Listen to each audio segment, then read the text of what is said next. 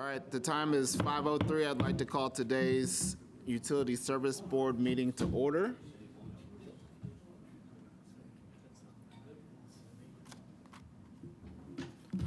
I'd like to start with the CBU mission.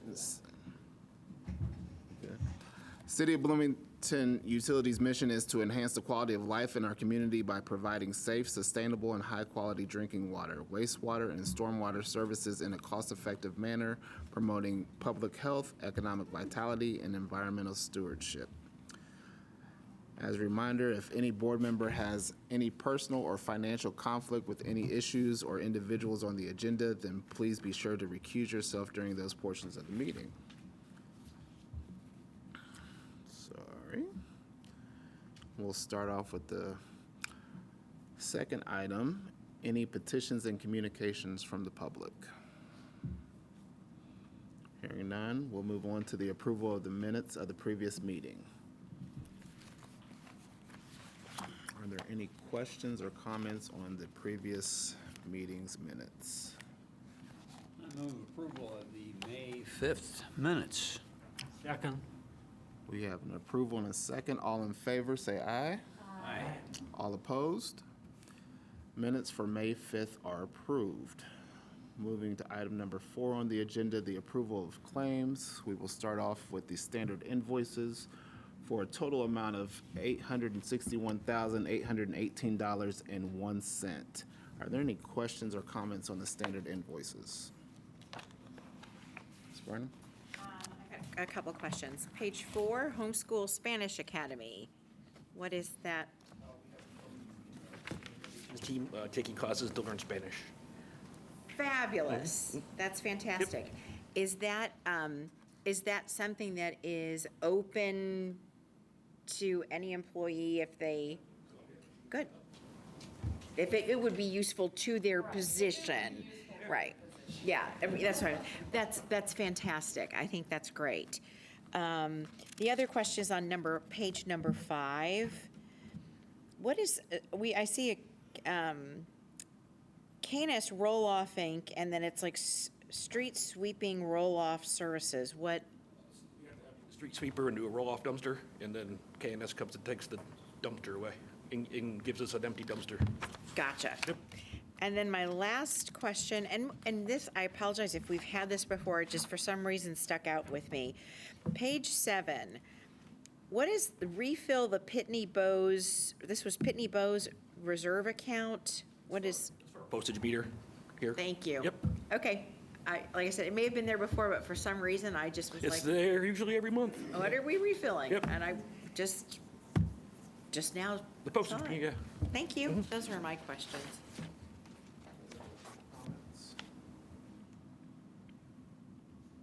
Hearing none, do we have a motion for approval? We approve the claims list for standard invoices. Second. We have a motion and a second. All in favor, say aye. Aye. All opposed? Standard invoices are approved. Next, we have utility bills for a total amount of $271,957.09. Are there any questions or comments on the utility bills? Yeah, so we got Duke rolled up here. Is that a new way we're going to see the Duke bills? Yes, we're going to see all the bills for utilities. So instead of doing a claim for each individual bill, we're just summarizing, like for Duke, and then we're putting in one claim. But we do have the spreadsheet with all the detailed roll-up if we ever need to look at it. As long as you guys are looking at Yep. those individually? Yep, we are. I like looking at one number. Okay. We kind of figured you would. And this is the big 2 weeks of the month. Yeah. Interesting part on the Duke bill is, looks like it's all listed here. Wait a minute, unless my spreadsheet's not right. Is it all on water? If it is, we need to fix that. At least the sheet we have has that. I think I see that maybe the problem is there's 3 water O&M columns. And that's probably, wait a minute, there we go. I got it. No, that's split. You see. On the one online is. The cover sheet in the packet is not. Oh, well, If we go to the drive that Frank shares and pull up the utility bills, you can see the split. Yeah. So it's correct on the other spreadsheet, just not this one, Yeah. okay. Okay, Any other questions or comments? We have a motion for approval? we approve the utility bills. We have a motion and a second for the utility bills. All in favor say aye. Aye. All opposed? Utility bills are approved. Next, we have wire transfers for a total amount of $522,657.60. Are there any questions or comments on the wire transfers? Do we have a motion for approval? I move we approve wire transfers for the month of May. Second. Motion and second. All in favor say aye. Aye. All opposed? Wire transfers are approved. Lastly, we have customer refunds for a total amount of $8,110.35. Any questions or comments on the refunds? Hearing none, do we have a motion for approval? Move we approve customer refunds for May 23rd. Second. Motion and a second. All in favor of the customer refunds, say aye. Aye.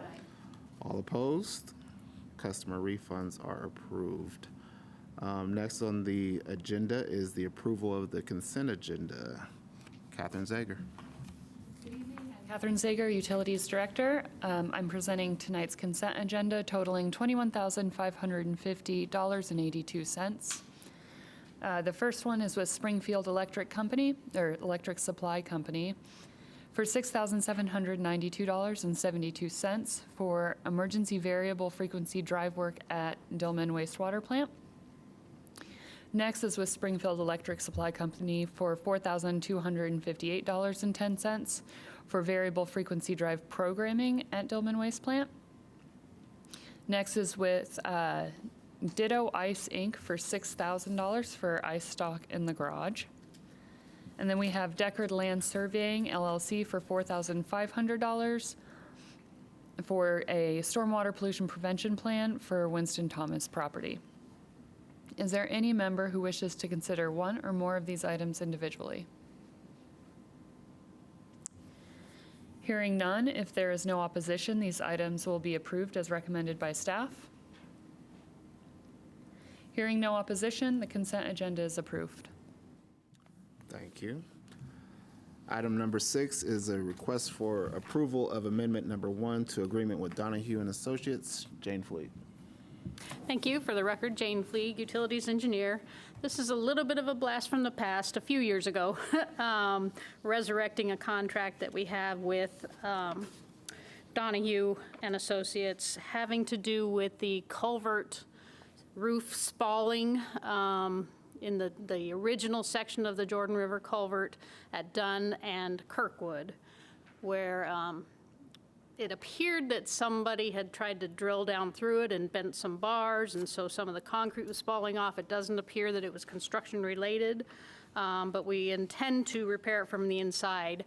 I just got busy with other things, the consultant got busy with other things, and so we are bringing forward an amendment to the contract to have them come and take another look at it, update their drawings. We were about 98% complete on the drawings and the specs. We just didn't get it put out to bid. So we're going to have them take a look at it again, update anything that may need to be updated in terms of the repairs and the specs, and get that out to bid. So we're looking at what was originally a contract amount of $28,800.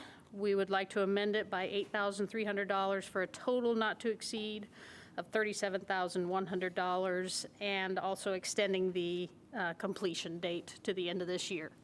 Happy to answer any questions. Any questions for Jane? About how deep is the culvert there from ground to? Under the pavement.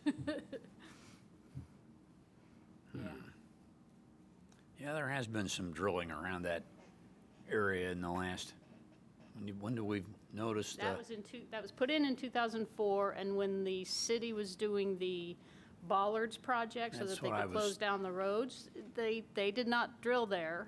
Okay, But good. that's when it was discovered because their contractor went in the culvert and examined it before they were trying to figure out where to put those bollards. But that was not them. They're just the ones that pointed out that this condition existed, and you could tell that it had been there before that job ever started. Good, Yeah. thank you. Any other questions for Jane? Do we have a motion for approval? I move we approve the amendment to the Donahue and Associates Agreement. All in favor, say aye. All opposed? Approved. Thank you. Next, we have a request for approval of memorandum of understanding between CBU and Core Bloomington Lincoln LLC for contributions to flow capacity improvements of downstream sanitary sewer utilities. Phil Peden. Thank you, Seth. Phil Peden, Engineering Department. So this is for the Hub 2 development. If anyone's aware of that, there was Hub 1, which was the old hotel at the north end of town off North Walnut. Hub 2 is a new development where they've purchased about 5 acres up there, and they're increasing the density and putting in apartment complexes there. So after we completed the north sewer model and the south sewer model, we have a model that shows where our system has limited capacity. That study was completed by Commonwealth. It came with an estimate for corrective action on which interceptor sewers needed to have increased capacity. So we've implemented a MOU system for developers to pay into that when they hit a certain threshold for Dillman as well as Blucher and pay their percentage of that cost. There is an error on the memo. On this one's for $59,000 and some change. It's not 3.32 million. That's the total improvement cost for the interceptor to meet capacity for future. So they're only paying their portion of that, which is 59,000. Let's see. I think I wrote it down, but $57,892.35. That's at the bottom of the first page under contribution. So they're just paying their portion. When new developers come in, they start this process, they'll pay their percentage as well towards this project. Gotcha. I So, wondered about that. It'd be like the largest hook-on fee sure. I'd ever Yeah. heard. I was excited. Yeah, it looked better than it was right on the memo, but So when's the project to upgrade this going to happen? we don't have that in Yet. the works yet. We need to get it in our CIP, and when we move forward with the next sewer rate case, we can add that in. So do we put this like in a capital fund then that will, it's a separate fund that will then do that project? We'll certainly track it. We'll certainly track it so we know that it goes towards this. Yes. But it's always been expressed to me that we're not allowed to save up money to do capital projects. So how's that work? Well, we are, I think we've had that on other projects where we do these MOUs and it's going to go towards the project when that reaches construction. So Because the project's been defined already, we're able to do that? that's where, because otherwise, how would you set that amount? So we define the Sure. project through the tech memo by Commonwealth, and then as soon as we can move forward with the full funds in the rate case, then that'll go towards that. But, okay, so hypothetically, we could define some other project, like an upgrade at Monroe that we need to do in 10 years, and we're going to start putting away money for that, and we're going to charge the ratepayers a little bit each time, just a completely different thing, and we wouldn't be able to do that, but we can do this. Yeah, that may be a legal question. Well, I was just always but yeah. told that we can't save money for future projects. That's just, we can't do business that way, which always seemed to me to be not irresponsible, but just a constraint that maybe because we're in the IURC, or the IURC, is that, I'm sorry, the name of the regulatory committee? We are commission. for water, but not Yeah. for sewer. Yeah. So maybe that's the separation. Okay. Oh, it's just for water Yeah, we've never projects. done these for water. Okay. Thank you for the clarification. the other way would be charging the ratepayers to pay for something in the future. Here it isn't the ratepayers who are putting in the money. It is ratepayers, though. Well, Well, I guess it's the developers and not directly the ratepayers, yeah. Okay, and then so we did the south study. We were doing this $25 million upgrade down there. Summit's going to pay $5 million, not $59,000, but $5 million. So it's a much different scale of development. That's correct. That's a $45 million improvement project for the Dillman, and they're contributing over 1 million gallons per And the day. second case, down south, we're going ahead with that project ahead of the reimbursement. We've already almost completed our engineering design, but that will also have to, the construction component will still have to wait for the next rate But case. same program, just different scale, different basin. That's correct. Thank you. I don't know what you think of this question, but, so this developer is paying their portion of $57,000 of the grand total of the 3.3 million now in 2025. Potentially, the 90 to 100%, whenever it finally gets pieced out, could be in 20 years, right? Right. Okay, so then in 20 years, whatever that portion, let's call it the $57,000, $57,000 in 20 years is gonna be pennies, right? Yeah, so in You get where I'm headed. in our draft version of the Summit Development MOU, we set an amount per year that it would go up. Okay, thank you. So that as they develop each phase, they would pay that increased amount based on the estimate being from 2024. They would continue Okay, to so pay that whatever the increased- dollars are equivalent for the year, I mean, so Summit project or this project, then that is what the developer will pay for their portion. Based off the estimate and then Okay. an increased. And I think, Chris, do you recall, was that one the construction price index, the CPI that we based? I don't have a good recollection Yeah. of what index we used, Yeah. but I do recall that you adjusted for future cost. Yeah, so there's an industry standard to use this construction Okay, price good. index that says what construction costs are per year, and then you can go back and use that. I think you've probably seen Nancy Axum talk about that on some of her, Okay. on her presentations, but she uses it as well. But that's a real accurate versus, you could also just say, on average, it's 2.3% per year. Sure. That's another way to write it in. But since this is the first one for this project, correct? No, this is the second. This is the first one for the after we completed the study Okay. for the Yes, North thank you. Basin, So it's in the language, in fairness to this developer too, that their percentage is work. Well, this one is, we I'm sorry, haven't, my since words the are not estimate's been best. completed, there's been no change in, Correct, yes, but I so- just mean in fairness to this developer, when the next person comes along in 1, 5, 10 years, it's outlined for everybody. Correct? Yes. Yeah, okay, thank you.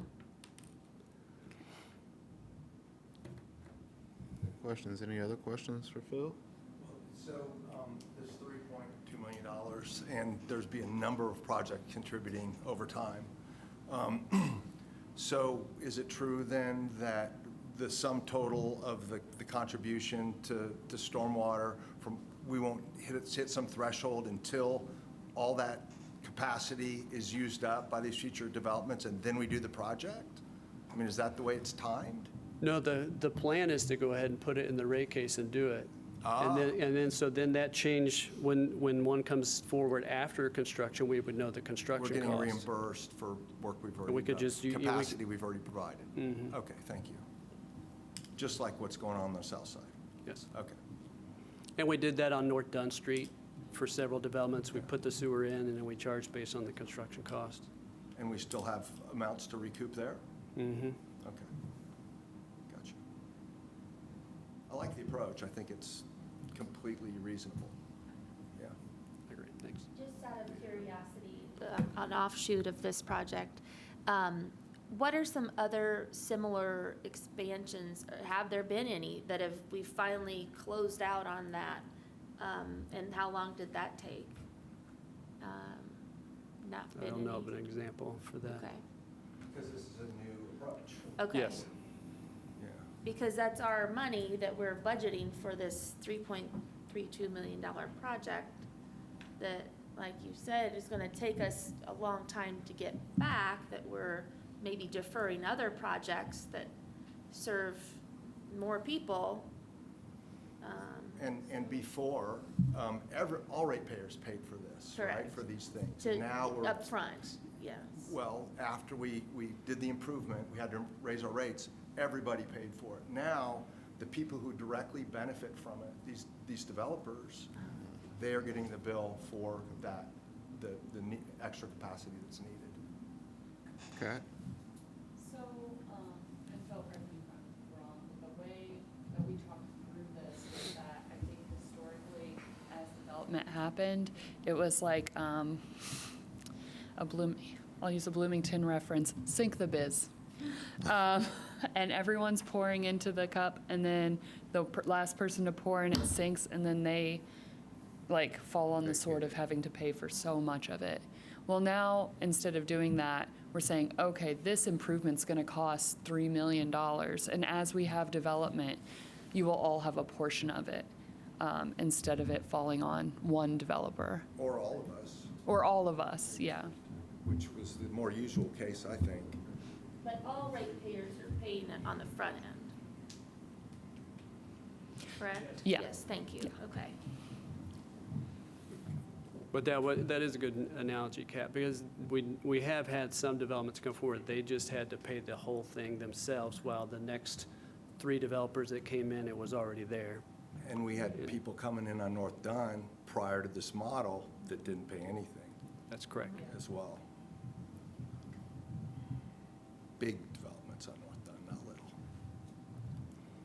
We feel very fair because it's their percentage of that capacity. It's what they're adding.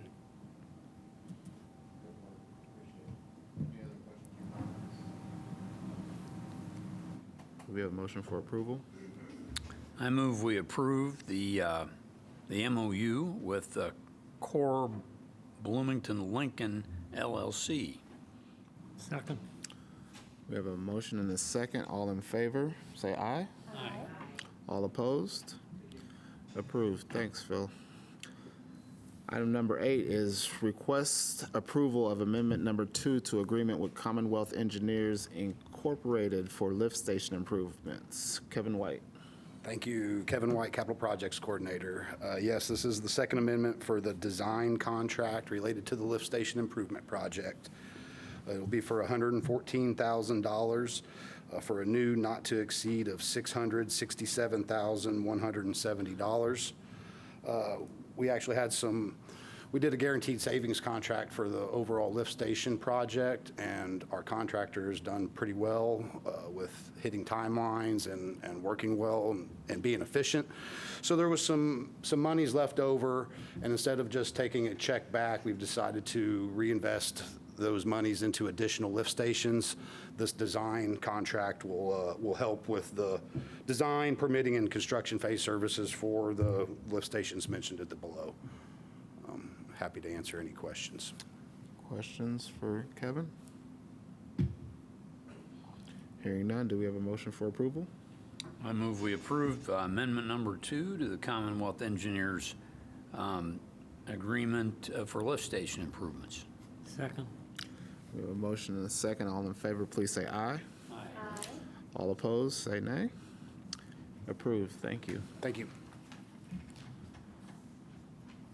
Next, we have a request of approval of amendment number 1 to agreement with Set Environmental, Inc. Kelsey Thethonia. I have a small amendment to our contract with Set Environmental for cleanup of the fluoride room at Monroe. The amendment is for $1,125.97 for a total not to exceed amount for $37,122.28. They don't have any questions. Any questions for Kelsey? Hearing none, do we have a motion for approval? I move approval of amendment number 1 to the agreement with SET Environmental. Second. We have a motion and a second. All in favor, please say aye. Aye. All opposed, say nay. It is approved. Thank you, Kelsey. Item 10 on our agenda is old business. Any old business from the board? Old business from staff? New business from the board. New business from staff? Subcommittee reports. We did have a subcommittee meeting. Mr. Kirk White. Yeah, I can report that the Property and Planning Subcommittee met earlier this afternoon and received a report from Bear Forestry. It's a report that we requested from this firm to do an inventory of our standing forest in areas around Lake Griffey and Lake Lemon that City of Bloomington Utilities owns. And we were pleased to get this full report that gives us the total value of our standing timber at those properties, and gave us some idea about how that impacts the property value in the event that we wanted to sell any of this property at some time. And we've developed a relationship here with this firm to help guide us as we look down the road. And so I think it was a good report and good investment of our time, and we've got plenty to think about on this one.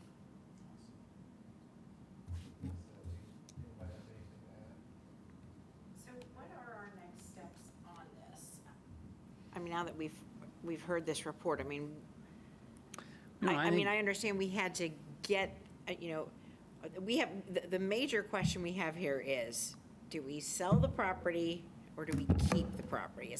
Am I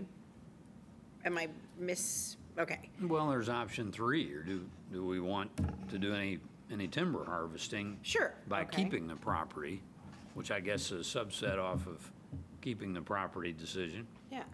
Well, and it's also a subset of selling it, because do you want to harvest and then sell? So, I guess my question is, now that we've heard this and we've heard this report, what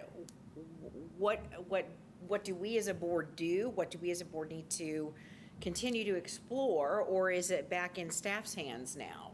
I don't know where we stand. Well, I guess I would.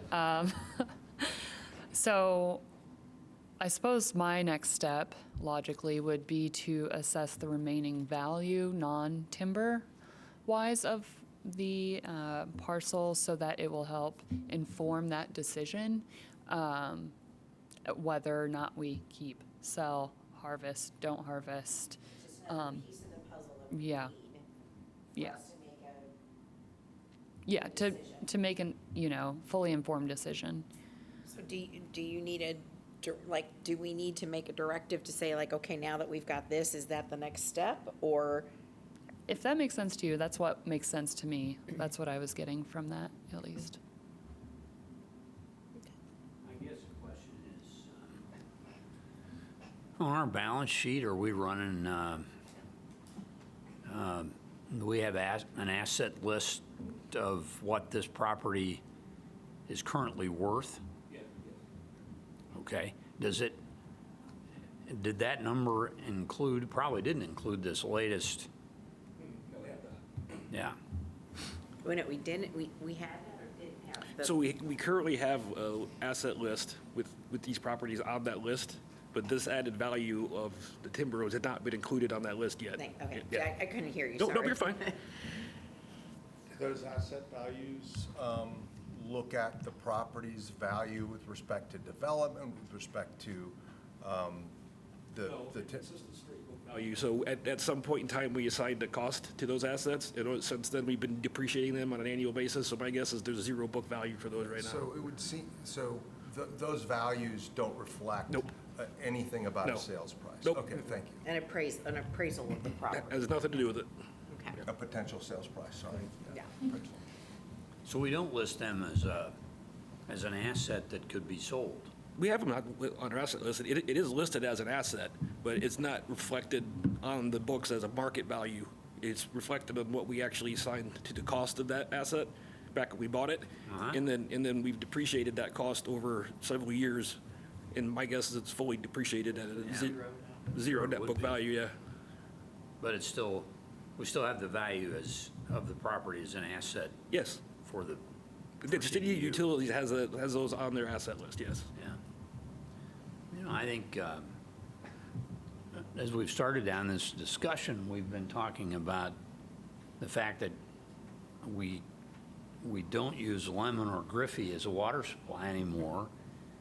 And the studies that we've received have told us that it doesn't have the capacity to be used as a water supply for the city anymore. So we go back and keep asking this question, why do we still own it? Yeah. What is our interest in this property? Right. now? Right, and when we bought it, it was because we needed it to provide water for the community. But it doesn't do that anymore, so it's kind of like having it's a piece of land you don't really need for the purpose that it was initially purchased for. And so why do you hang on to the asset? And that's the discussion we've got to have. There's other reasons we might want to hang on to it, not necessarily for water supply. You know, if it's recreation or other kinds of public good or public benefit. But again, we come back to, you know, you own a lake, there are maintenance issues. And again, I think it goes back to, is this something that it's one thing if it's something that the community wants us to do, but this is an asset of our ratepayers, correct? Right. So I think that's where we're eventually going to land on all of this, so, thank you. I just kind of want to know what our next steps were, so. And we have a large number of properties at Lemon beyond these two timbered tracts to consider. So it's not just these two at Lemon, and other scattered parcels around, various and sundry parcels scattered around the area as well. Not nearly as many in concentration, but there's. And that's a really good point, Jeff. You really can't imagine any future needs for water, stormwater, or wastewater for a lot of these various and sundry properties we have, yeah. And we've donated small ones or sold them at, Yeah. value, the one out on the northwest side of town and other ones. Anyway, what's our interest? What is our interest in these? Yeah.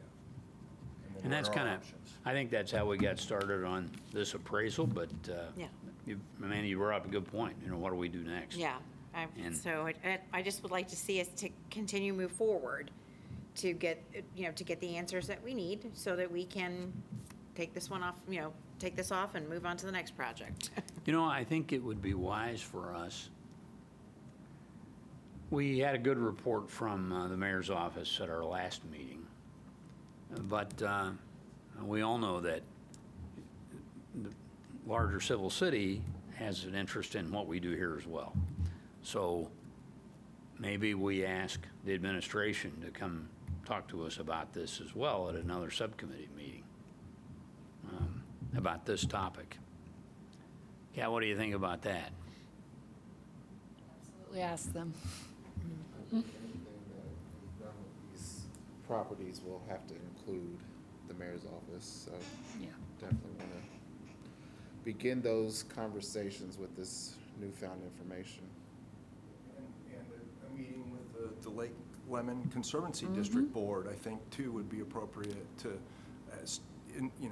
find out what their vision is for those properties and what they're willing to do. Yeah.